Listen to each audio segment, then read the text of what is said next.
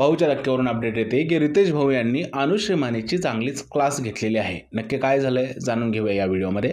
तर भाऊच्या धक्क्याचं शूटिंग आहे आणि तिकडे अनुश्री मानेची चांगलीच क्लास घेण्यात आलेली आहे.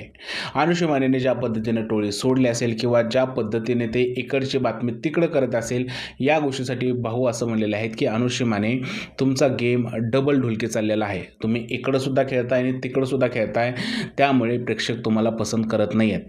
टोळीने तुम्हाला धोका दिला नाही तर तुम्हीच टोळीला धोका दिलाय, अशा पद्धतीचं अनुश्री मानेवरती भाऊने आरोप केलेला आहे.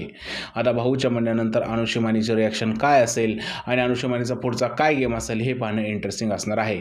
मग सध्या तर हीच बातमी आहे की रितेश भाऊ यांनी अनुश्री माने यांची क्लास घेतलेली आहे आणि रितेश भाऊ ओरडल्यानंतर अनुश्री माने यांचा चेहरा बारीक झालेला आहे.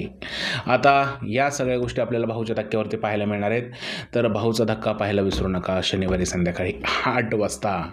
आणि तुम्हाला काय म्हणणं आहे, खरंच अनुश्री मानेची क्लास घेऊन रितेश भाऊंनी चूक केले का बरोबर केले, कमेंटमध्ये सांगा. व्हिडिओ आवडला असेल तर त्याला लाईक करा, शेअर करा, चॅनलला सबस्क्राईब करायला विसरू नका. भेटूया पुढच्या व्हिडिओमध्ये. जय हिंद, जय महाराष्ट्र आणि भारत माता की जय.